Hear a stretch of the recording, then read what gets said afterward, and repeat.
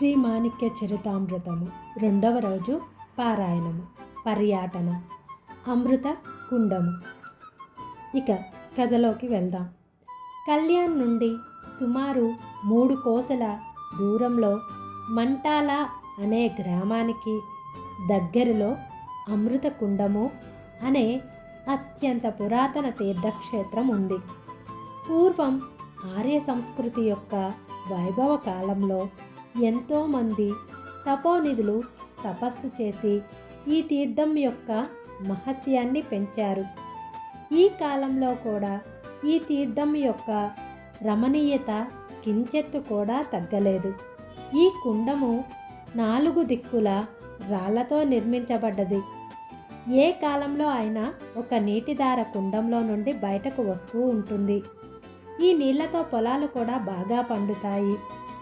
పచ్చని చెట్లతో, విస్తారమైన జల సంపదతో, ప్రశాంతమైన ఆకర్షణీయ సౌందర్యం కనిపిస్తుంది. దీనికి ఉత్తర దిశలో శంకరుని దేవాలయం ఉంది. దేవాలయ దక్షిణ భాగంలో ప్రాచీన శిల్పకళకు సాక్ష్యమైన శంకర్ మరియు దేవతా స్వరూపాలైన పెద్ద పెద్ద రాళ్లతో చెక్కినవి శిల్పాలు కనిపిస్తాయి. ఇవన్నీ చూడగానే మనసు ఉద్రిక్తతకు లోనవుతుంది. ఇక్కడ గృహలాగా ఒక ప్రదేశం ఉంది. దానికి ఇప్పుడు తలుపులు బిగించారు. సాధు, గోసావి, బైరాగులు ఇక్కడ నివసిస్తూ ఉంటారు. పూజారి మంటాల గ్రామంలో ఉంటారు. ఈ స్థానము నిర్జన ప్రదేశం అయినందున భయం అనిపించిన ప్రకృతి సౌందర్యంను ఆరాధించే వారికి రమణీయంగా అనిపిస్తుంది. ఈ స్థానాన్ని చూడగానే తపస్సు చెయ్యాలనే కోరిక కలుగుతుంది. ఎప్పుడూ నీరు ప్రవహిస్తూ ఉండటం వల్ల స్వచ్ఛంగా ఉంటుంది. కానీ ఇప్పుడు పాచి పేరుకుపోయి సరి అయిన నిర్వహణ లేకపోవటం వల్ల పరిసరాలు శుభ్రంగా లేవు. ఈ కుండము నుండి 1/2 మైలు దూరంలో తక్కి సోమన్న యొక్క దేవస్థానం ఉంది. పూర్వం ఈ ప్రదేశంలో ఉత్కృష్ట శంకర దేవాలయం ఉండేది. మంచి పనితనం కలిగిన వారు ఈ మహాదేవుని లింగం తయారు చేశారు అనిపిస్తుంది. ఈ లింగం 5 అడుగుల ఎత్తు కలది. ఈ లింగంను విరగ్గొట్టే ప్రయత్నం చేశారు అనిపిస్తుంది. లింగంపై గీతలు కనిపిస్తాయి, కానీ లింగం మాత్రం చెక్కు చెదరలేదు. దీనికి ఉత్తరంగా సుమారు 1 మైలు దూరంలో సీత యొక్క గృహ ఉంది. దాని పక్కనే నీటి ధార ప్రవహిస్తూ ఉంటుంది. నీరు స్వచ్ఛంగా ఉండి అది చూడగానే పవిత్ర భావన కలుగుతుంది. గృహ చుట్టూ చెట్లు కూడా ఉన్నాయి. ఈ గృహపై 20 అడుగుల పైకి ఎక్కిపోయిన తర్వాత ఇంకొక గృహ కూడా ఉంది. దారి కొంచెం కష్టంగా ఉంటుంది. గృహకు ఉత్తర దిశలో ఒక కమాన్ ఉంది. కమాన్ నుండి దిగి రావటానికి మెట్లు ఉన్నాయి. అక్కడి నుండి కుడిపక్కకు వెళ్ళాలంటే 25 నుండి 30 అడుగుల కూర్చొని వెళ్తే కానీ లోపలికి వెళ్ళవచ్చు. దానికి ముందు ఏముందో తెలీదు. అత్యంత ఏకాంత వాసంలో ఉండి తపస్సు చేసుకోవటానికి కావలసిన ప్రదేశాలలో ఇది సర్వత్వమైనది. మాంట్యాల గ్రామానికి చెందిన కులకర్ణి గారు నిత్యం అంబిలా కుండానికి అనగా అమృత కుండం దైవ దర్శనార్థం వచ్చేవారు. ఈయన భావుకులై ఉండేవారు. ఈయన రోజులాగే శంకర దర్శనానికి వచ్చి ప్రదక్షిణ చేసే దారిలో దూరంగా 16-17 సంవత్సరాల వయసులో ఉన్న యువకుడు అతని దృష్టిలో పడ్డాడు. ఆ యువకుని శరీర వర్చస్సును చూసి ఆ గృహస్థు విస్మయం చెందారు. శరీరంపై లొంగోటితో భస్మధారి అయి అతని స్వరూపం చూడగానే సాక్షాత్తు శంకర భగవానుని దర్శనం అయినట్లు అనిపించింది. కానీ నమ్మశక్యం కాలేదు. చివరికి దగ్గరకు వెళ్ళి, మీరు ఎవరు, ఎక్కడి నుంచి వచ్చారు, ఈ భయానక నిర్జన ప్రదేశానికి ఎందుకు వచ్చారు అని అడగాలని, ఆ బాలుని వద్దకు వెళ్ళాలని ఆ వైపు నడిచాడు. ఆ యుక్త బాలకుడు ముందుకు వెళ్తున్నాడు. అతని వెనకనే మంటాల గృహస్థు వెళ్ళారు. చెట్ల మధ్యలో ఆ బాలకుడు కనిపించలేదు, కానీ ఒక భయంకరమైన పులి కనిపించింది. ఈ అడవిలో కొన్ని రోజుల నుండి పులులు సంచరిస్తున్నాయని, దొరికిన పశువులను తింటున్నాయని విని ఉండటం వల్ల ముందుకు వెళ్ళాలన్న ఆలోచన విరమించుకొని ధోతీని పైకి పట్టుకొని కట్టుకొని అక్కడ నుండి పరిగెత్తుకొని మంటాలకు తిరిగి వెళ్ళిపోయారు. కానీ ఆ బాలుకుని ఒక్క రూపం మరవలేకపోయాడు. అతను దైవస్వరూపమేమో, అతనికి పులి భయం లేదా? మనుష్యుడైతే ఆ బాలుడు పులి అని అరిచేవాడు. ఈరోజు శంకర భగవానుని దర్శన భాగ్యం కలిగినా కూడా పులి యొక్క భయం వల్ల అతనిని వదిలి తిరిగి రావాల్సి వచ్చిందని చాలా బాధపడ్డాడు. మనసులో మళ్ళీ అమృతకుండంకు వెళ్ళాలనిపించిన పులి యొక్క భయం వల్ల మళ్ళీ ఎన్నో రోజుల వరకు ఆ వైపుకు వెళ్ళలేదు. తర్వాత 2 నెలలకు చెక్క గుర్రంపై కూర్చొని ఒక యుక్త వయసులో ఉన్న బాలుడు మంటాల గ్రామంలో కనిపించాడు. పిల్లలకు ఈ చెక్క గుర్రము విచిత్రంగా అనిపించి అందరూ పిల్లలు దాని చుట్టూ మూగారు.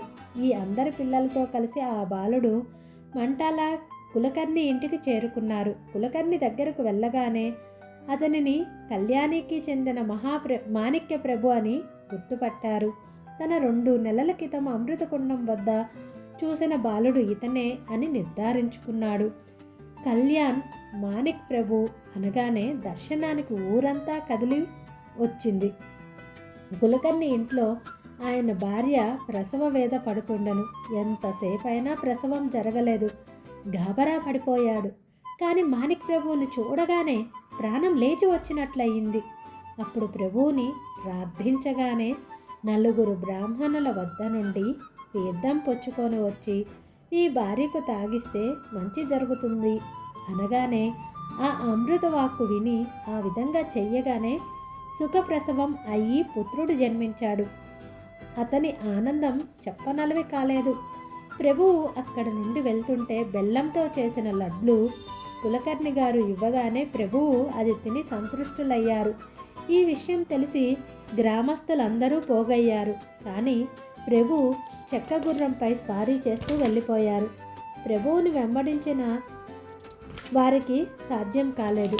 ప్రభువు కళ్యాణ్ నుండి వెళ్ళిపోగానే ఇంట్లోని వాళ్ళందరికీ బాధ కలిగింది. మామకు మాత్రం చాలా దుఃఖం కలిగింది. తానొక్కటి తలిస్తే దైవం మరొకటి తలిచింది అనిపించింది.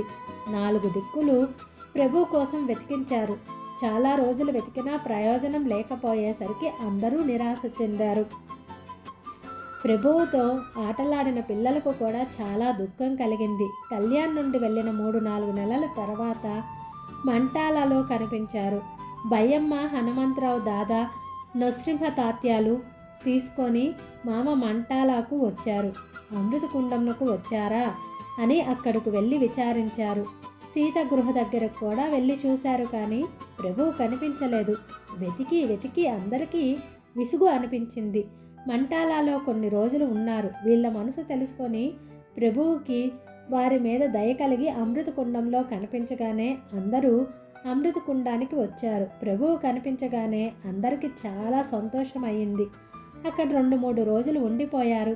ఆ సమయంలో అమృతకుండంలో నిత్యశ్రీ నిత్యమంగళంగా అనిపించింది. ప్రభు దర్శనం కోసం వేల మంది రోజు వస్తూ ఉండేవారు. భోజనం, భజన సమారంభం కూడా జరుగుతుండేది.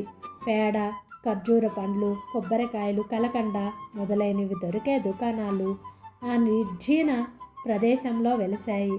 పూజ, అర్చన, నైవేద్యం, బ్రాహ్మణ భోజనం ఇవన్నీ చూసి మామ ఆశ్చర్యపోయారు. ప్రభువు యొక్క సామర్థ్యం ఇప్పుడు అందరికీ అర్థమయ్యింది. ప్రభు అందరినీ సముదాయించి తిరిగి కళ్యాణికి పంపించారు.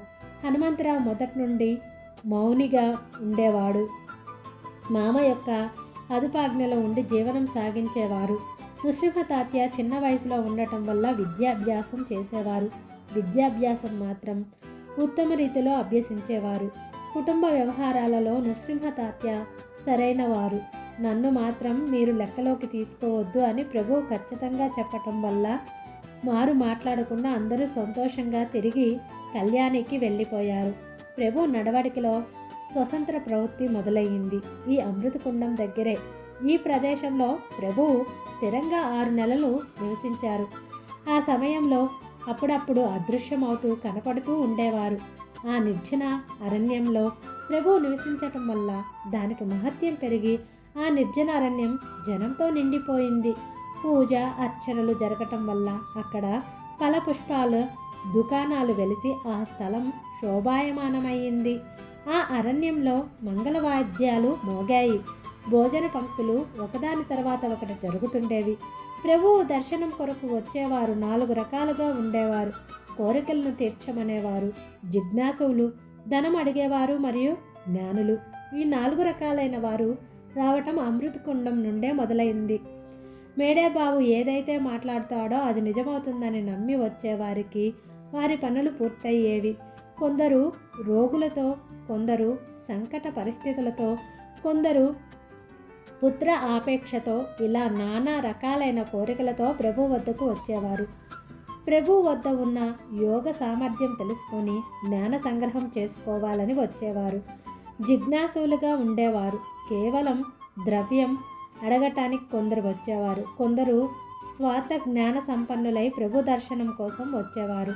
ప్రభువు కీర్తి ఎలా వృద్ధి అవుతూ పోయిందో అలా ప్రభు సమక్షంలో ఈ 4 రకాలైన వాళ్ళు వస్తూ పోతూ ఉండేవారు. దాంట్లో కోరికలు కోరేవారు, దవ్యార్థులై వచ్చేవారు ఎక్కువగా ఉండేవారు. ప్రభువు సామర్థ్యం నలుదిక్కుల వ్యాపించగానే జనం దర్శనార్థులై వచ్చేవారు. అక్కడ జాతరలాగా కనిపించేది. దగ్గరలో పల్లెటూళ్ళలోని జనాలు ప్రభువుకి ఇష్టమైన పదార్థాలు తెచ్చి అర్పించేవారు. ఆ బాలగోపాలం అందరూ నిండిపోతే వారు తెచ్చిన పదార్థాలు తీసుకొని ప్రభువు వారిని పొగిడేవారు. ఈ విధంగా ఆనందంతో ప్రభువు నివసించటం వల్ల ఆ నిర్జన ప్రదేశం నిత్యశ్రీ నిత్యమంగళమై విలసిల్లింది. మధ్య మధ్యలో ప్రభువు 4 లేదా 8 రోజులు అదృశ్యం అయ్యేవారు. అప్పుడు ఎవరికీ ఆచూకీ దొరికేది కాదు. అయినా కూడా ప్రభువు రాక కోసం ఎదురు చూస్తూ ఉండేవారు. ప్రభు సమక్షంలో ఎప్పుడూ నిర్భయంగా ఉండేవారు. మొదట ప్రభువు కళ్యాణ్ నుండి బయటపడిన తర్వాత విఠలరావు తండ్రి ఇంకొకరు ఆయన వయసు వారే గృహస్థులు ప్రభువు వెంట వెళ్ళారు. వాళ్ళు ప్రభువుతో ఆడుకునేవారు. కళ్యాణ్ నుండి 3 కోసల దూరంలో మంట్యాల దగ్గర అరణ్యానికి నాతో పాటు రండి అని వారిని తీసుకువెళ్ళారు. వాళ్ళు ఆ అరణ్యంలో భయపడుతున్నట్లు ప్రభువుకి అనిపించి, భయపడకండి, నా వెంట రండి, నేను భాగ్యోదయం అవుతుంది, మీ భాగ్యోదయం అవుతుంది అంటే అది విని ఆ ఇద్దరు అరణ్యంలోని ఒక గృహలోకి ప్రభువుతో పాటు వెళ్ళారు. కొద్ది దూరం వెళ్ళిన తర్వాత ఒక రాతి బండ కనిపించింది. దానిని ముగ్గురు తొలగించి ముందుకు వెళ్ళారు. అక్కడ ప్రదేశం స్వచ్ఛంగా నిర్మలంగా కనిపించింది. ఇంకొంచెం ముందుకు వెళ్ళగానే నల్లని పెద్ద రాతి బండ కనిపించింది. అది తొలగించటానికి ఆ ఇద్దరూ ప్రయత్నించారు, కానీ ఫలితం కనిపించలేదు. చివరికి ప్రభువు నవ్వుతూ, ఇప్పుడు ఆ ప్రయత్నం ఆపి నా ధోతి అంచును పట్టుకొని నిలబడండి, భయపడకండి అంటూ ప్రభువు గట్టిగా ఆ రాతి బండను తొయ్యగానే ఆ బండ పడిపోయి ఆ భయంకరమైన గర్జన వినిపించింది. అది ఒక భయంకరమైన పులి గర్జనగా అనిపించింది. ఆ ఇద్దరు గాబరా పడిపోయి పట్టుకున్న ధోతి అంచును విడిచి వెనకకు చూడకుండా పరిగెత్తి వెళ్ళిపోయారు. కొద్ది దూరం వెళ్ళగానే పెద్ద శబ్దంతో పాటు పులి గర్జన వినిపించింది. వాళ్ళు ప్రభువుపై పులి దాడి చేసి చంపి ఉంటుందని అనుమానించారు. భయంతో పరిగెత్తి కళ్యాణికి చేరుకున్నారు. ఈ విషయం ఎవరి ముందు చెప్పడానికి ధైర్యం కాలేదు. కొద్ది రోజుల తర్వాత అమృతకుండము వెళ్ళటానికి కళ్యాణిలోని కొంతమంది వెళ్తుండగా వారితో పాటు రొట్టెలు కట్టుకొని ఈ ఇద్దరు కూడా బయలుదేరారు. కొండ ఎక్కి అమృతకుండం వద్దకు వెళ్ళగా ఆ రోజు జరిగిన సంఘటన ఇతరులకు చెప్తుండగానే ప్రభువే ముందు కనిపించారు. పులి ఉన్న గృహ నుండి ప్రభువు సజీవంగా బయటకు రావటం, 2 నెలలు అన్నం లేకపోయినా ప్రభువు పూర్వం కంటే తేజోమయంగా కనిపించటం వారికి ఆశ్చర్యం కలిగించింది. ఏం జరిగింది అని వారు ప్రభువునే ప్రశ్నించారు. మీరు భయపడకుండా నా వెంట వచ్చి ఉంటే దాని మర్మం మీకు తెలిసేది. అక్కడికి వచ్చిన వారి సానాదుకులు అయిన తర్వాత తీసుకువచ్చిన రొట్టెలు తినటానికి సిద్ధమయ్యారు. ఇంతలో ఓ వైరాగి వస్తువు కనిపించారు. ఆయన శరీరం కాంతివంతమై ఉంది. ఆయనతో పాటు ఇంకొకరు కూడా ఉండిరి. చేతిలో ఒక పాత్ర, భుజానికి ఒక జోలి వేలాడుతూ ఉండెను. ఈ బైరాగును చూసి ప్రభువు, ఈరోజు మహాప్రసాద యోగము ఉంది, ప్రసాదం తీసుకున్న తర్వాత రొట్టెలు తిందాము అని అన్నారు. ఇది ఏమి చమత్కారమో ఇద్దరికూ అర్థం కాలేదు. బైరాగి తన దగ్గర ఉన్న పాత్రలో కుక్క పాలను పిండుకొని వాటిని జోలిలోని రొట్టెలను కలిపారు. దగ్గరలో ఉన్న ఒక చనిపోయిన పామును కూడా తీసుకొని పాత్రలో వేసి దానిని కూడా వాటితో కలిపారు. ఆ ఇద్దరు అసహ్యంగా ఆశ్చర్యంతో చూడసాగారు. పూర్తిగా కలిపిన తర్వాత బైరాగి ప్రభువును పిలిచి దాంట్లో నుండి ఒక ముద్ద ప్రభువుకి ఇచ్చారు. అలాగే ఆ ఇద్దరిని పిలిచి వారికి కూడా ముద్దగా చేసి ఇచ్చారు. ప్రభువు వెంటనే ఆ ముద్దను నోట్లో పెట్టుకొని తినేశారు. ప్రత్యక్షంగా ఆ బైరాగి కలిపిన వాటిని చూడటం వల్ల ఆ ఇద్దరూ అలాగే ముద్దను చేతిలోనే పట్టుకొని నిల్చున్నారు. బైరాగి పూర్తిగా తిని అక్కడ నుండి వెళ్ళిపోయారు. తర్వాత ప్రభువు వారిని తిన్నారా అని అడిగితే జరిగింది చెప్పి పిడికిలి తెరిచి చూపిస్తే ఆ చేతులలో ఏమీ కనిపించలేదు. బైరాగి ఎక్కడి నుండి వచ్చాడో, ఎక్కడికి వెళ్ళాడో, చేతుల్లో ఉన్న ముద్ద ఏమైందో వారికి అర్థం కాలేదు. మీరు అదృష్టవంతులు కారు. దానికి మీరేం చేస్తారు? ఆ బైరాగి సాక్షాత్తు దత్తప్రభువులై ఉండిరని ప్రభువు చెప్పారు. పై ఉదాంతం విఠలరావు శేష్కర్ తన తండ్రి నుండి తెలుసుకున్నారని చెబుతారు. ఈ కథనం అద్భుతమైనది. ఈ లేఖలో ప్రభువు ఒక్కసారి నోరు ఆ అని తెరిచి నోటిలో దత్తాత్రేయుని రూపం తన తల్లికి చూపించారు అని కూడా వ్రాశారు. ప్రభువు అమృత కుండంలో 6 నెలలు ఉండిరి. ఆ సమయంలో ప్రభువు దర్శనార్థం అనేక మంది వచ్చేవారు. ఒకసారి లింగాయత్తుల సాంప్రదాయం ప్రభువు దర్శనార్థమై వచ్చి స్వయం పాకం చేసుకొనిరి. భోజనాలకు సిద్ధమయ్యేసరికి వండిన పదార్థములు ఆ వచ్చిన జనానికి సరిపోవని అనిపించింది. అప్పుడు భక్తులందరూ వెళ్ళి ప్రభువుకి ఈ సంగతి వివరించగానే ప్రభువు ఏమీ చింతించకండి, అందరికీ భోజనం చేయటానికి విస్తరాకులు వేయండి అంటూ కూర్చున్న వారు వెంటనే లేచి వండిన పదార్థాల వద్దకు వెళ్ళి తన అమృత దృష్టిని ప్రసరించారు.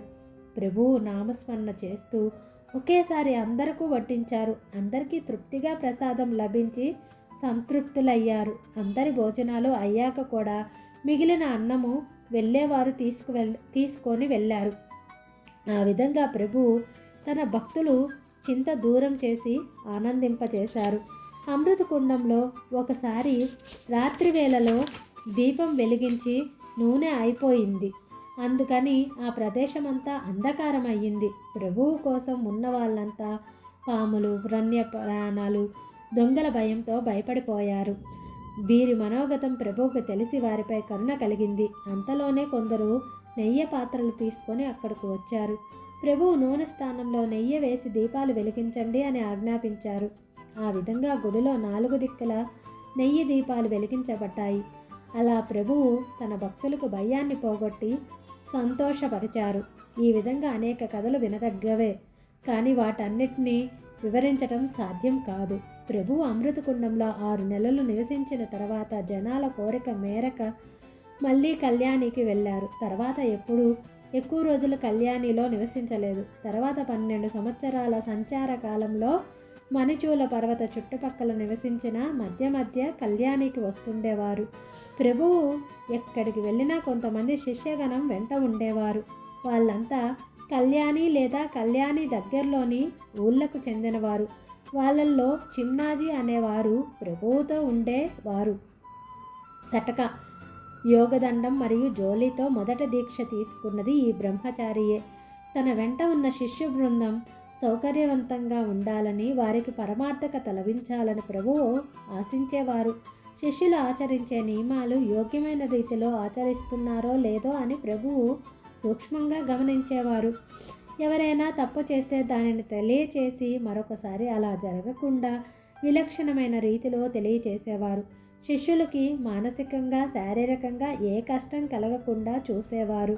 ప్రభువు సమక్షంలో ఎవరికి ఎటువంటి భయం ఉండేది కాదు. ఏ కష్టం జరిగినా దానికి పరిహారం ప్రభువు నుండి అప్పటికప్పుడే లభించేది. ఒకసారి ఒక శిష్యునికి భయంకరమైన కడుపు నొప్పి వచ్చింది. ఎన్ని చికిత్సలు చేసినా తగ్గలేదు. ప్రభుకి ఈ విషయం తెలియగానే శిష్యుని దగ్గరికి వెళ్ళి కడుపుపై చేతిని తిప్పుతూ ఆ శిష్యుని దగ్గర కూర్చున్నారు. ప్రభువు చేతి స్పర్శ తగలగానే బాధ తగ్గి మనసు శాంతించింది.